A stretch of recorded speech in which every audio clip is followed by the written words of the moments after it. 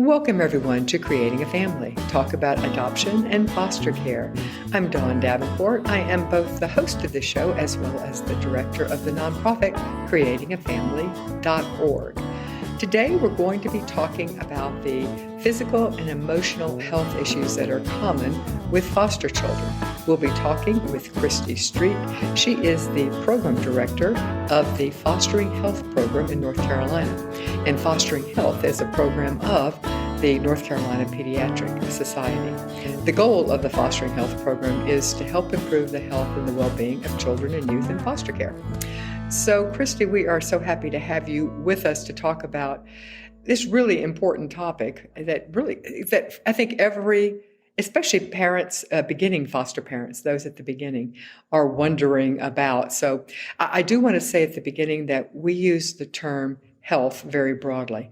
We are encompassing physical, emotional, mental, behavioral, developmental, educational, and even oral health. So we use that term broadly, and I think that's important. And, when children come into your home from foster care, often they come with complex and serious physical, mental health, and developmental and psychological issues that have been rooted in childhood adversity and trauma. And the impact of trauma on kids, it affects both their physical and their mental health. How does trauma affect I'm not asking you to go into the brain structure and giving us anatomy lesson here, but how does early childhood or any trauma really affect the brain? Dawn, thanks for having me. I'm excited to talk about healthcare for children and youth in foster care.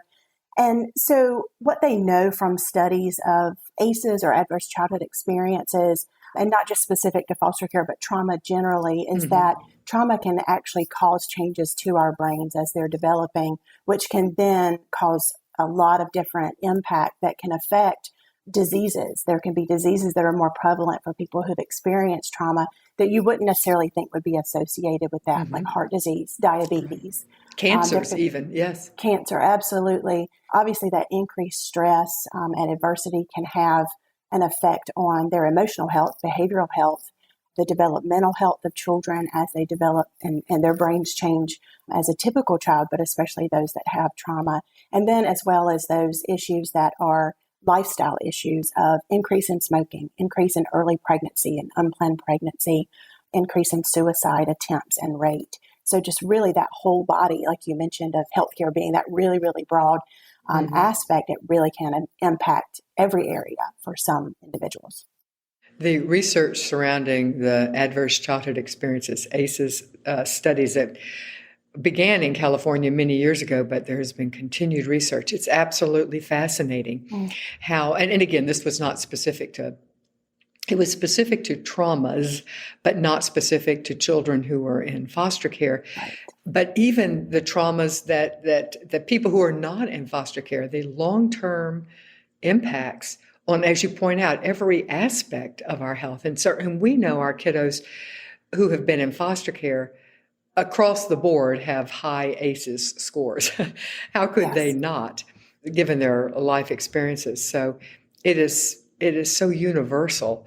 And also things like aggression and hyperactivity, which is very common, impulsivity, inattention, all of those are impacted through the early experiences that our children have had and the traumas they have had. Absolutely. An issue with foster care parenting is limited access to healthcare information before the child entered foster care, and just a lack of knowledge about what previous care the child has had. How does this impact caring for a child, and what can foster or adoptive parents do? You're so right. We hear that across the state, those issues of not knowing much at all. And sometimes there's not much to know because there hasn't been very good care, or the biological parents are upset, obviously, of a child being removed from their home and not divulging some of that information, or it could be so sporadic that they don't even have a good recollection of that information. And so it's hard to really put those pieces together to get comprehensive care for a child that's in foster care. It also can, so it's sort of like private investigation of trying to figure out where do we go to get medical records, so DSS, at the county level needs to be seeking out medical records, but often doesn't even know where to go for that. Or there's a lot of places to go. Some people seek care at urgent cares or at emergency rooms, Right. which isn't good continuity of care. And so continuity of care is really important, and all of that is impacted by that. It also can lead to lapses in things. So that routine care that every child should get, children that have entered foster care may not have gotten that. And so it's playing catch up if you can figure that out. And then also it can lead to duplication of things. So if you don't know there was an immunization, they may be immunized again. And that's not the best care to get. Immunizations aren't fun for a lot of children. And it's not good health care. It's not good health care for cost, as well as for time spent seeking out that care when it's duplicative, if things have already been done, or those things of serious things that may not be known to DSS and then to agencies and or foster parents to follow up on information that maybe was learned and missed when the child was in the biological parent home or whatever setting it was before they were in this placement. And it could be something serious that could be happening with a child that they need a specialist or some type of referral. We hear often the question about immunization. I mean, sometimes kids come in and they have had the continuity of care, and you can find out from the parents or grandparents who the child's pediatrician is, and you can get that information. But sometimes not.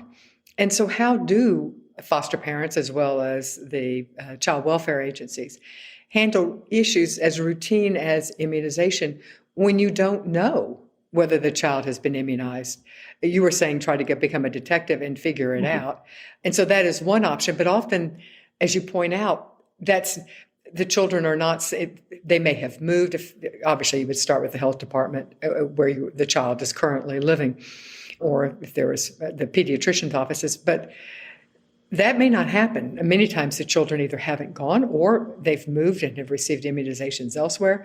So what should parents do, and or how can they help their child welfare agency and the caseworkers? So I do think, I think a lot of that does fall on, as far as the seeking of information, formally seeking of it, falls on the DSS social worker, as they're the ones with the ability to legally seek that information. But I do think that the foster parents can try to find out information. If a child's old enough, they may know some of that information of where they've been for care. Sometimes they don't know the names of things. But I do think in working together with, a private agency if one's involved and the DSS social worker, as well as care management. And this is specific to North Carolina. If you're in another state, seeking information from, your state that's relevant to your state. But in North Carolina, we have care management through our Medicaid program. And so those care managers have information often from a system that they use that they can access Medicaid claims information, which can help put some of those pieces together. It's not a medical record system, but medical claims that help sort of point people in the right direction of what pharmacy has been used, what medical provider specialists, as well as an immunization registry, again, specific to North Carolina, that most providers enter immunization information in so that people can help put those things together. And then otherwise, if there's not that information in the system because maybe there wasn't great care or that's not applicable in your state, I think really seeking the advice and expertise of the pediatrician, or provider that the child is seeing regarding how to best assess what's going on, as well as determine what vaccinations, can be given regardless of whether they've gotten them, before. And what time frame that would be. And of course, in many states, including North Carolina, there are school requirements for what vaccines generally have to be, obtained to attend school, public school. Right. So you can go back to their previous schools, which generally we do have knowledge of what school the child has attended or is currently attending when they are removed. And I think your point's well taken. It's called care management in some states, but the Medicaid system itself has tracking mechanisms that can also be used by your agency to try to get more information about the child's previous health care. We are excited to offer you 12 free online courses on the creatingafamilyed.org online parent training center. We want to thank our partners, the Jockey Being Family Foundation, for being able to offer you these free courses. They are terrific. I think you will really love them. You can find them at bit.ly/BFF JBF Support. That's bit.ly/JBF Support. There's a variety of topics, including one, how trauma impacts a child's development.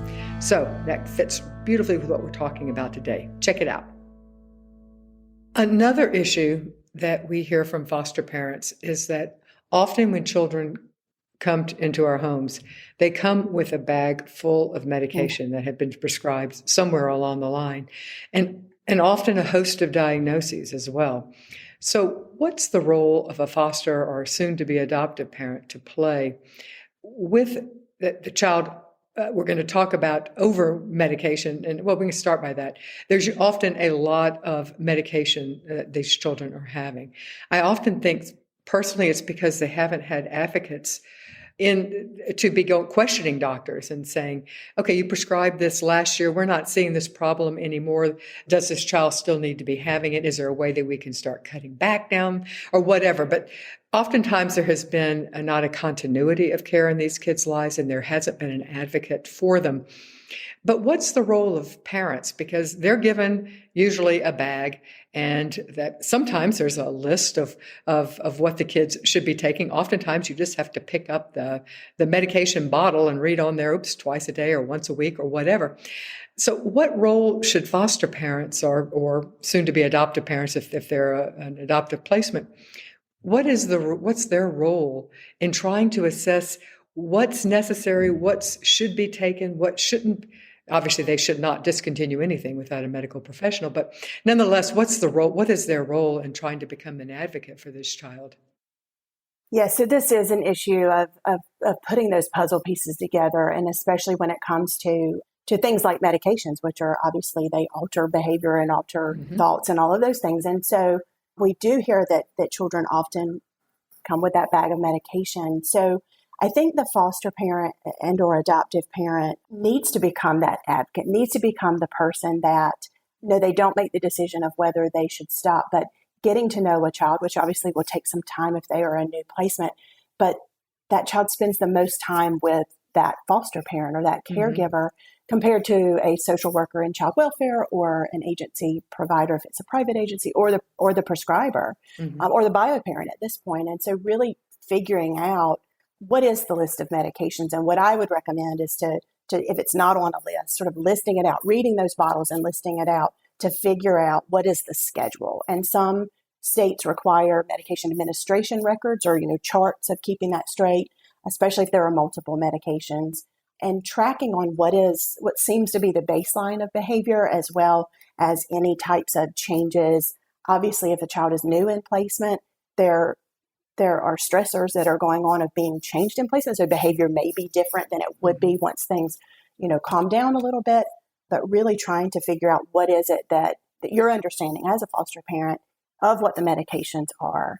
And then also using that primary care provider, who is typically who they would see first, unless there's already an appointment scheduled with a behavioral health provider. But what we find is if they've moved and they move maybe out of county or further away, or for various reasons, there's not the ability to stay continuously with that mental health provider, it becomes that lapse in care. And what we also find is that, and not always, but is a child put on these medications prior to coming into care to try to dole down some of those behaviors, that the chaos of life in that family, and this is true in foster care or before coming into foster care, is it to try to get symptoms to decrease, those symptoms that are those outward symptoms that are annoying or problematic, that cause placement changes or cause more stress and chaos in the family. And so is there a thorough assessment is a really big question, and that may not be something a foster or adoptive parent knows, but trying to figure out with the child welfare agency as much as they can, was there a thorough assessment done by a mental health provider qualified to do that type of assessment, and when was that done? How long ago? And some of that, like I mentioned before, depending on your state, could be done through figuring out things with the care management entities. But to try to figure out who's prescribing it, make sure the prescribers know what the other prescribers are, because what we find is primary care providers or pediatricians often, they can prescribe some things and they often do prescribe psychotropic medications, especially for ADHD or for anxiety or depression, those kind of lower level, lower severity behavioral health conditions. But then there could also be a psychiatrist involved prescribing something else. And often in a perfect world, and we're all trying to move towards this, is that people are communicating that comprehensive continuity of care and a team effort, and a team not being all under one roof, but in all the roofs that everyone's providing this care. And that includes the foster parent and the social worker from child welfare, being involved on that team to figure out what is going on around these medications and really questioning that in obviously, an appropriate way of figuring out, is there something else that we can do? Is this the right side effect? Is the side effect worse than what it's treating, what a medication is treating, and really trying to track on that. So in regards to children and their psychotropic medications, it really is that team approach of not just the prescriber or prescribers, which need to communicate, but the child welfare social worker, the foster parent, anyone really involved, because it really does, there's a role to play for everyone that's involved in the child's care.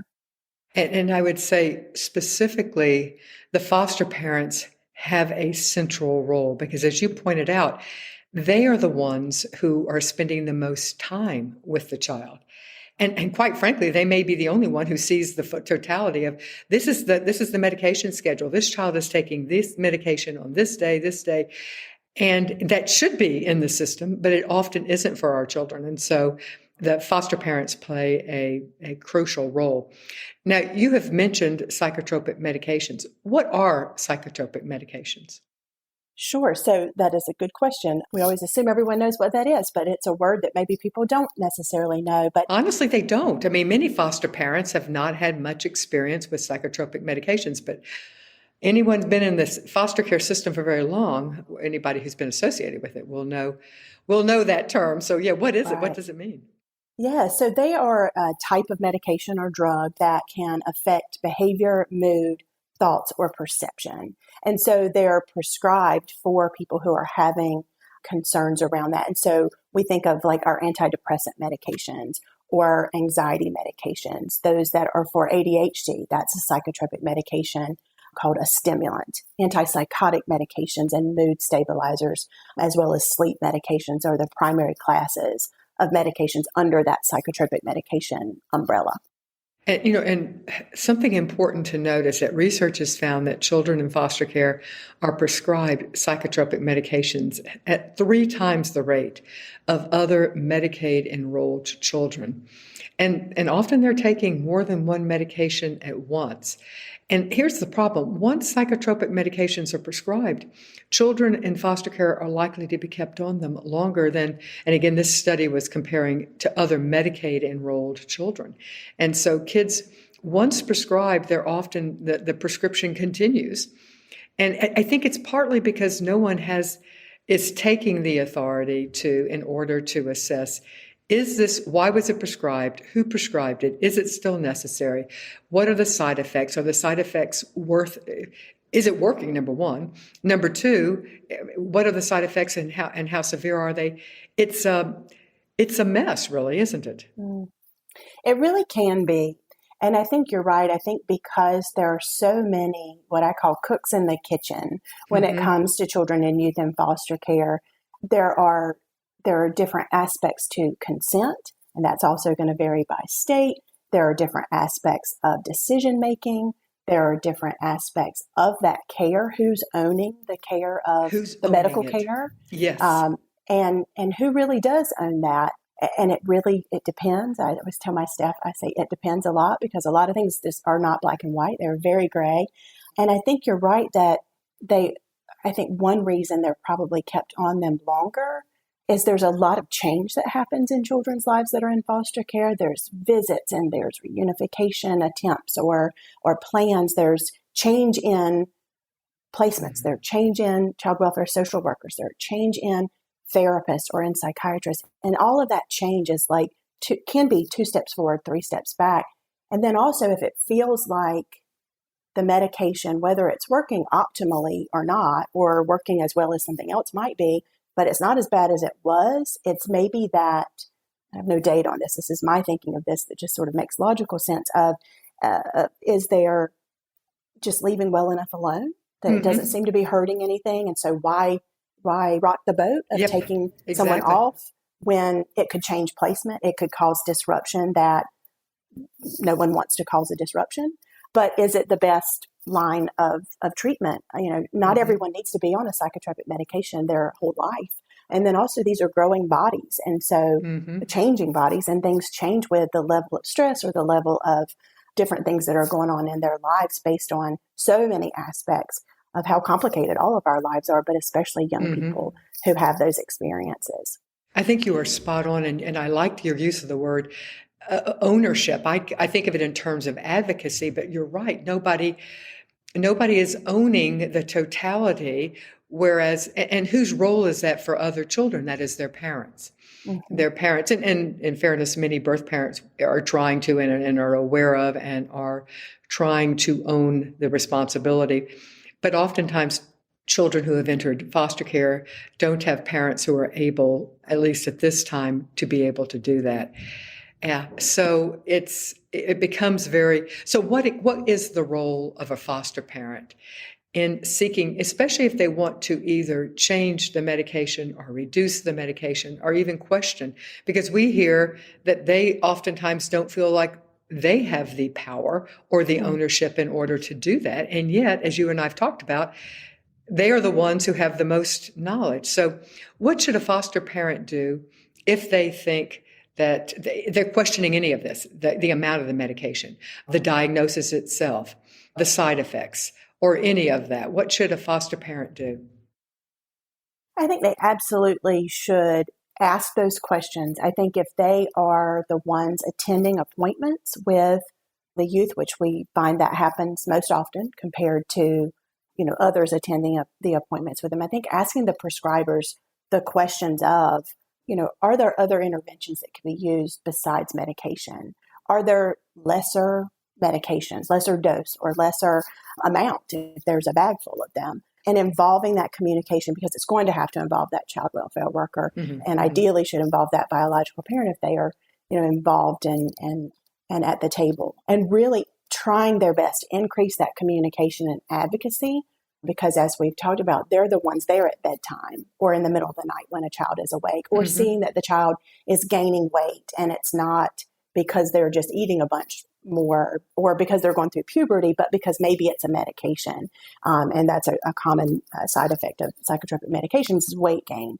And for some children, that is not the ideal situation to have, where they gain a lot of weight on those medications. And so I think really asking those questions, and we have several documents and resources on our resource library on our website that a lot of things are North Carolina specific, but there's some just general guidance. And there's one document in particular that could be used, as far as I'm remembering, could be used, across the country, that really is for laymen. It's not for prescribers or pharmacists or psychiatrists. It's for those of us that are not medically trained to look at what those medications are that are psychotropic. It looks at what the potential side effects could be, as well as what needs to be monitored for psychotropic medications, which is something a lot of people don't know needs to happen, as well as questions to ask the prescriber. And some of those are things we've already covered. But, another is, how does this fit with the overall treatment plan? What is the plan for this, in this child's life, in this particular, case, and making sure that trying to be that advocate. And it's not always easy. It's not as simple as, communicate and advocate. We know that there are barriers to that in certain situations. And I think that's really a key part, though, because they have so much valuable input, because they live with this child who they've had in their care, and really just trying to be that advocate and seeking out, more information. Yeah, absolutely. Tracking those things, I think, because there are so many nuances of, behavior changes or sleep changes or things that could be not related to psychotropic medications at all, or maybe they are. And it's useful for those prescribers as well as others involved in the case to know. And we will link to that document so that everyone can access it. If you are not a subscriber yet to our monthly e-newsletter, you are missing out. please go to bit.ly/CAF guide and subscribe now. That's bit.ly/CAF guide. When you do, you're going to receive a free downloadable guide called Parenting a Child Exposed to Trauma. It is a terrific resource, only available to you if you subscribe to our monthly newsletter. Plus, you will get a creatingafamily.org content delivered directly to your inbox every month. If you just want to try it out, don't worry, subscribe. It is super easy to unsubscribe. Another issue that comes up is what pediatrician do you take your foster child to? Sometimes it's an easy answer. Sometimes you know who the child's pediatrician currently is. And obviously, if that pediatrician is within a decent driving distance, that would be where you would take the child. But sometimes you don't know that. The child, one, may not have had a previous pediatrician, or you may not know who it is. So how do you determine what doctor to take your child to? Pediatrician or other mental health professional? Sure. So when it comes to a primary care provider or a pediatrician, the American Academy of Pediatrics says that the best practice is to keep that continuity of care, to stay with the medical provider that they were seeing, if they were seeing one, prior to coming into care. And that's the ideal world.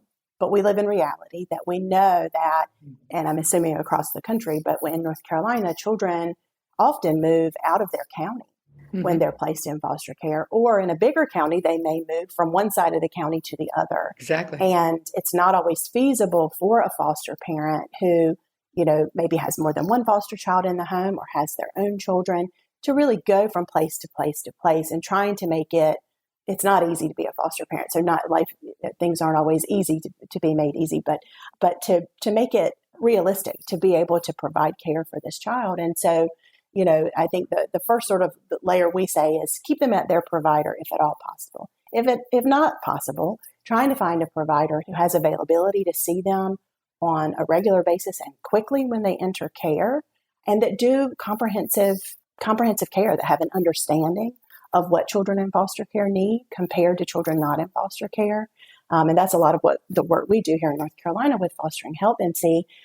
And obviously that would differ from state to state of what that knowledge is, but the guidelines come from the American Academy of Pediatrics. Right. The American Academy of Pediatrics has definite guidelines for pediatricians in working with children who are in foster care. Yes, and their sort of motto is to be seen early and often. So early when they come into care as well as often. And so more often than our children who aren't in foster care, about double what our children not in foster care are seen. And that is so that they are the most seen person. You see them more than you see a specialist. You see them more than you see, a lot of times more than you see a mental health provider. Yes. And another issue that we have in North Carolina that I think is also a national issue is getting into behavioral health care is not always the quickest thing. And so that primary care provider can be that they're not experts in psychiatric care or in behavioral health, but they can prescribe some things, and some of them are comfortable doing that and have that expertise, or can at least bridge the gap sometimes. If you have where there's, for whatever reason, they can no longer see a behavioral health provider who was prescribing, and so they can't get a prescription. You don't want to abruptly stop that type of medication. And so getting those sort of bridging the gap. And so trying to get that into a provider who, will see the child on an enhanced schedule to have that comprehensive screenings, developmental screenings, social emotional screenings, behavioral health screenings, because not all of our children that enter foster care who are already in foster care or adopted, have a behavioral health diagnosis or issue from the get-go. It can develop because of all kinds of reasons. And so,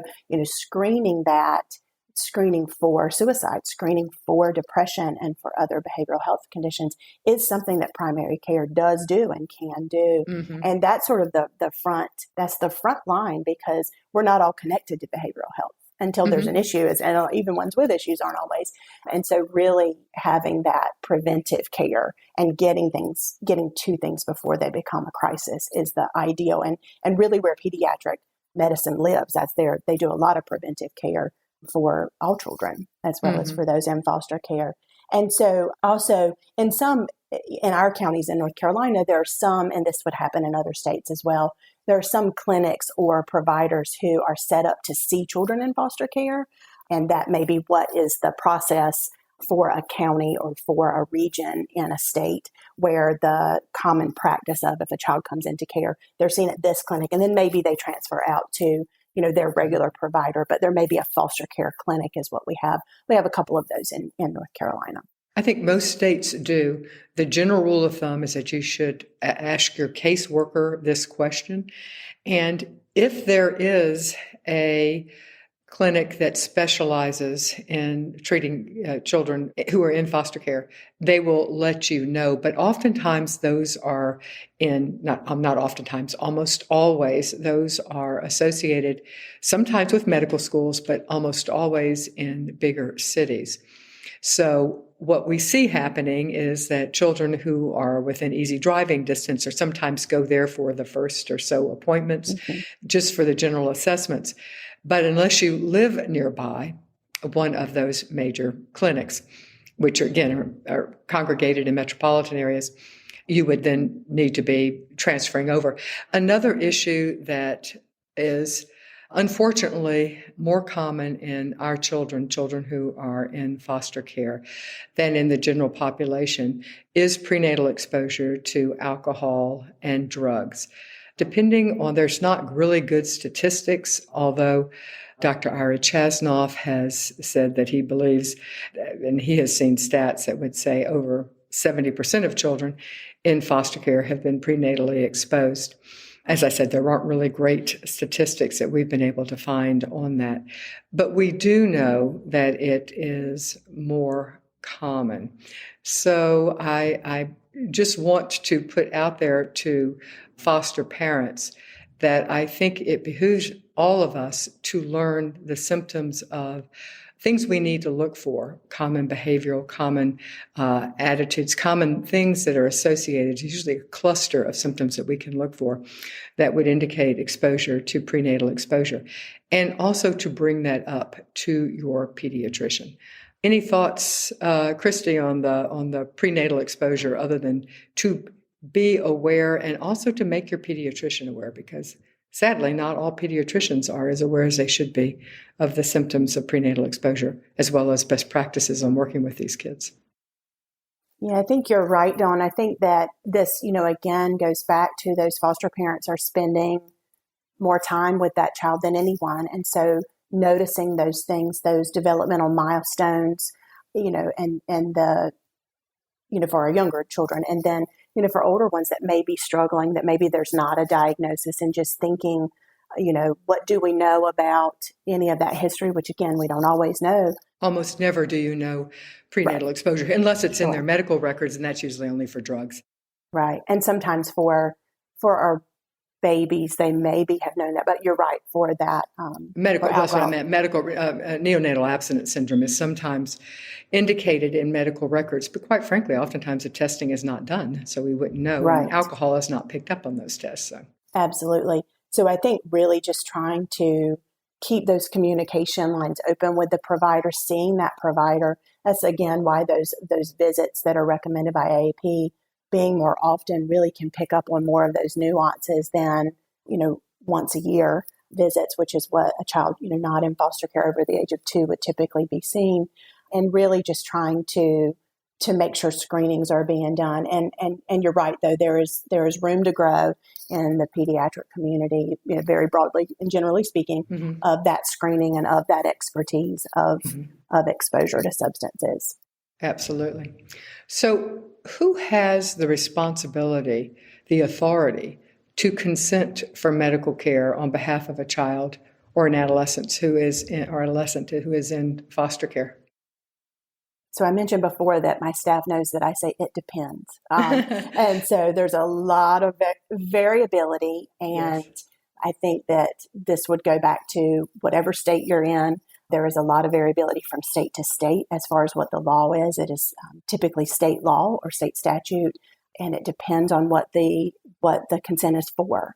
So just briefly for North Carolina, for example, a child in foster care, the Department of Social Services, which is our child welfare agencies, they can consent to certain things, what they call routine or emergency care. But then there's a whole slew of things that they can't consent to without biological parent consent or without a court order. And so again, that would vary from state to state as far as what that looks like. But it really does involve, as far as the legal aspect, I think that the foster parent obviously plays that role. They're often the one taking the child to the appointment, and here in North Carolina are often given the, and I'm guessing this would happen in other states as well, given some type of letter or something stating that this is the foster parent who can come and provide and be involved in that healthcare, but they're really not legally consenting to things. How common are weight issues, either underweight or overweight, in foster children? I don't have any statistics on that. I do know that weight issues are in the United States can be, there's issues with overweight for a lot of our population. And so I don't know specific to the foster care population, but do know that that's something that the pediatricians look at and want to address in the best way that they can, because of the risk factors that happen, in childhood as well as going forward into adulthood with being overweight or being in the obese category. And I think if foster parents have a concern, we often see that children, once they are in a stable environment, do tend to gain weight. As you pointed out, the psychotropic medications, this can be a side effect as well. So it's worth bringing up to the pediatrician if you are noticing a change in the weight, either going up or going down. Let me pause here to thank Vista Del Mar. They are one of our wonderful partners that help us bring you this show. They are a licensed nonprofit adoption agency with over 65 years of experience helping to create families.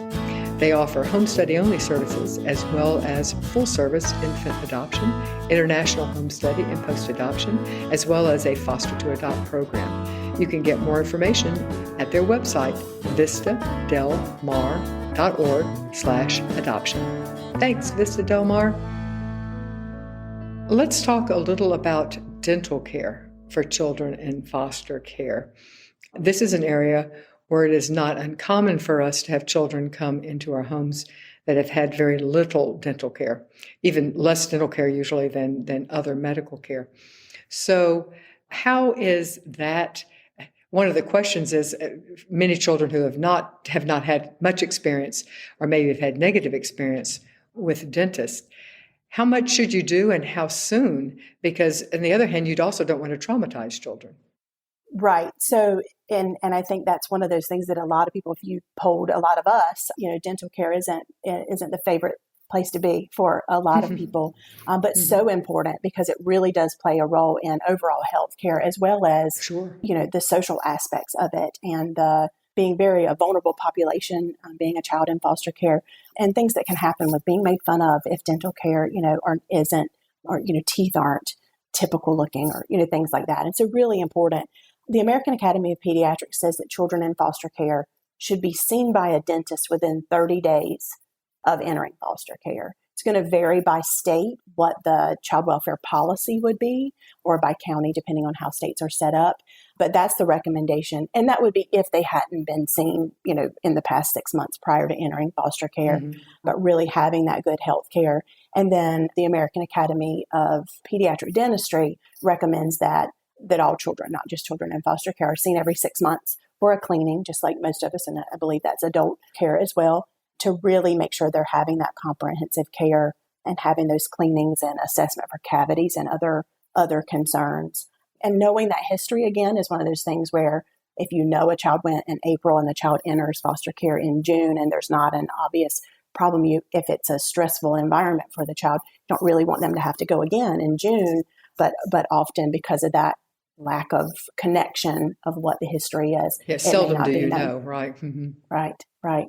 And there aren't enough dentists, at least in North Carolina, and I'm assuming everywhere because there's less of them and pediatric dentists especially. And one thing we found, which I assume would be all over the country, is that COVID really impacted dental care. And hopefully they're on that catch up kind of thing. But because things were shut down, a lot of dental practices, you can't really do telehealth for dental care. And so they were playing, and I haven't heard lately, but at least earlier in 2022, they were really trying to play catch up because they had not been able to see people for that routine, the routine, cleanings and things like that during the height of the pandemic when so many things were closed. And so really trying to just figure out in the area that you live in, where are the providers that can see children that also take Medicaid, which becomes the smaller and smaller number who have availability to see them. So it's so important. Yes, and I'm so glad you raised that. As the numbers are, as we start off with the universe of dentists, and you're trying to find a dentist, and you may not be able to find one who specializes in children, pediatric dentists. But then when you start narrowing it to those who accept Medicaid, you're getting your pool of options is getting smaller and smaller with each criteria that we're putting in. One of the things that we suggest is that as a foster parent, let the dentist know that this may be, you may not know if the child has gone to a dentist before, but let the dentist know, and don't make the first appointment in fact, usually they don't fill cavities and stuff at that point, but you may want to just do a mild cleaning too. You want the first appointment to be more of a get to know you, not an overwhelming appointment for a child, particularly if you have a reason to believe that the child is going to be hesitant or fearful, and not try to do everything at once. Usually, as I say, fillings are seldom done at that appointment anyway. But the whole point is to start establishing a relationship so the child is not afraid. Absolutely. And really trying to, ideally, having that, even an appointment that not much happens at all, because sitting in the chair would be really ideal. Exactly. I don't think it's the world we live in at this point, but I think, trying to find that, especially for a child that has anxiety or diagnosed with something like that's really going to be, or there's just they can tell you they stress out with going to the dentist, and just trying to be, otherwise it becomes a waste of time if everybody jumps right into it, because then it becomes an appointment cut short or some kind of trauma happens, and it just becomes a stressful time anyway. Exactly. Let's talk another common issue of kids entering care are sleep issues. We know that all children who are in foster care have experienced some type of trauma. Just the fact of being removed from their parents is traumatic, if nothing else. And trauma impacts sleep. The medication the children are often on can impact sleeps. For all those reasons, sleep issues are not uncommon. So what can foster parents or parents who are adopting from foster care do to help children that have come into their homes sleep better? You're so right that it definitely, sleep, I think, is something that happens to a lot of people when there's stress, when there's trauma, when there's adversity. And so obviously that's, right up the alley of children in foster care. And so I think all of those. Yeah, I think trying to sort of monitor what's going on, obviously having everything's going to be that supportive environment, that really trying to figure out, what's going on. If the child is able at the age to be able to verbalize what's going on or what they're having trouble with in regards to sleep, going to sleep, staying asleep, whatever it may be, and really trying to track on that a bit, talking with their provider, their pediatrician, or their psychiatrist if it could potentially be, or even if it's not, it could be a medication issue to figure out, is it related to they took this medication and here's, in this amount of time, they're not able to sleep, or they're sleepy during the day. And so they're not sleepy, and able to sleep at night. So I think always, going to the professionals on that, but then also having a bedtime routine. I think a lot of children come into foster care without routine and without structure. And most of us need some structure. Having a bedtime routine of, all the experts are talking about, we're all on screens a lot of times now. And so having that period of time ahead of time where they're not on a TV or a tablet or a phone or whatever, to really just kind of calm our eyes and our brains down to be able to go to sleep. Having a good quiet place. Obviously a bedroom is something that's required for someone to be in foster care, in a foster placement. And so having that, a comfortable environment to sleep in, being calming and comforting to that child, to figure out, talking out, if there are stressors, or is it something that seems like, is it in relation to a visit that has happened recently, or an appointment that has happened recently, or something going on, school starting, or any of those types of changes that could be happening. And then another thing, we have a resource on that same resource library I mentioned on our website. That's a suggestion, is to talk about three good things that have happened in the day, or two good things, or even one thing, and really just kind of calm down, reading a book or something. There's all kinds of apps for those kind of calming things to really just kind of decrease that level of activity that happens during the day and happens after school, and all of the kind of activities that happen in our lives. And those few hours, there's not many after school, between school and bedtime, but really having that period of time before bedtime to calm down. Have a routine that you're following that will be conducive to unwinding and sleep. And that routine needs to begin, in theory, hours before bedtime. Not that the actual routine is, but you're decreasing screens, you're decreasing activity, everything is beginning to calm down, and it's following the same pattern as much as possible, until you get to the actual routine, which can be whatever fits into your family, but usually involves things like brushing teeth, putting on pajamas, reading a book, or even with older children, reading out loud, or letting the child read a book, or whatever. So gearing the hours before bedtime towards the ultimate goal of a calm environment when the child is trying to go to sleep. Absolutely.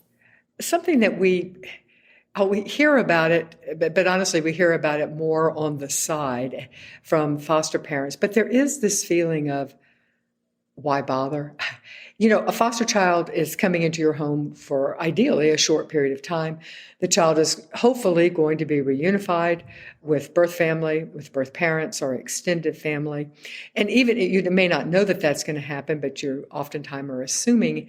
So everything we've talked about, becoming an advocate, tracking, doing all of this stuff takes effort. And if the child is going to be leaving your home shortly, there's a temptation to think somebody else is going to deal with this problem. It's, I'm not going to probably have enough time to even deal with this problem. So how do we combat that logical, a common and understandable feeling that foster parents may have? I think that's a valid point, and I think it's probably something that those that probably aren't on their first placement, or first child placed with them, but are more seasoned maybe, or maybe are on their second one, might think that, but may not verbalize that to people because they feel like they shouldn't say that. But it's a valid thought, because they may not be with you very long. But I think that what I thought of when we talked about this was, what if you do make an impact? Maybe it's not a big one, right? I think in our world, we have to think of those small things. Like, what if it's one thing that went right, that prepares them for whatever's next? And maybe it's a placement change, or a move to kinship, or reunification, or adoption, whatever it may be, or they age out. What if it does make that impact? They talk about that it takes one caring adult to make an impact in the life of a child in foster care. One. And it could be anybody. It could be you as a foster parent. Often I think it would be, just because of the time, again, like we've talked about, the time spent. And it's sort of like there's that story, the starfish story. And if you don't know that, you can Google the starfish story. I'm sure it will come up. But it talks about, someone's on a beach and they see all of these starfish that have washed up onto the beach that are not going to make it, I guess, because they can't live on the beach. And so it looks daunting. Like, how do I get all these starfish back into the ocean? Well, you can't get them all back into the ocean. So you take one and you put it. And so I think that's for the broader sort of landscape of being a foster parent, but also for that particular child. There may be a lot of starfish, or a lot of problems, or a lot of challenges about this particular child. But if you start with one thing, because you start with dentists, get them into a dentist, or start with a bedtime routine. And yes, it may change. And yes, maybe it's 2 steps forward, 3 steps back. But your job right now, your role right now, is to be that person and hope you're that person who makes that impact. And I think that that's easier said than done as a non-foster parent to say that. Obviously, I don't live that life, but seeking that support from other foster parents and associations and organizations to have support of you to keep fostering that in you, as well as those that are part of the team, in this child's care, because, that those small nuggets of change, I think, really are shaping these children's lives, of people that people have to care. People have to care and fake it till they make it, not faking caring, but faking getting things done, even if you may think this child may leave me next week or this child may leave me next month. It's still, there's 24 hours in a day, and it adds up. And I think it really can, having that mindset of it may just be one little thing that I'm changing or one thing that makes this child happy today or decreases that stress level. I think it's how you have to think of it in those small things, because the big is too big. There was this, we were working with, this has been a while ago, but a family that I think it was a 14-year-old, and she was feeling that way. But the one thing she did was she made a list of, and so the list that the child had in the child's record, or the young person's record when she came into the home, was incomplete of the medication the child was taking. So she made a list of all the medication. And she made sure that the caseworker was aware of how much medication the child was taking. She made sure that it was the pediatrician that she took the child to, but also she took the child to the pediatrician the child had seen in the past as well. And it turned out that that no one had seen the total picture of how much medication the child was taking. The child was only with her for a short time, just a couple of months at most. But she said afterwards that was the one thing that she felt like that she was, because after they realized there were actually medications that were actually competing. There were medications that should have been stopped, but no one had stopped them because a new medication had been given. And no one had caught that. No one had paid attention enough to the totality. So she was saying afterwards, well, that is the one thing. This kid is down from 10 medications to 4 medications right now. She goes, okay, I didn't have much impact, but I had that. And I thought, well, that's a huge impact. Yeah. Absolutely. You were able to, because you cared for that much thing. So as you say, that was her one starfish that she... Yeah. Well, and if you think about, these are medications that, it's a lot to take just to even swallow 10 pills a day or however many pills it is, to go down to 4 of them or, and on a lot of different aspects. And so I really do think that, really breaking that down, that she couldn't fix it all. Nobody can fix it all, right? It's not a one person thing. And really that sort of one by one, I think that's sort of how I think about the work that we do. And I think also in that role that a foster parent plays on the team is really those starfish. Thank you so much, Christy Street, for being with us today to talk about the physical and emotional health issues that are common with foster kids. We appreciate your time. Sure. Thank you.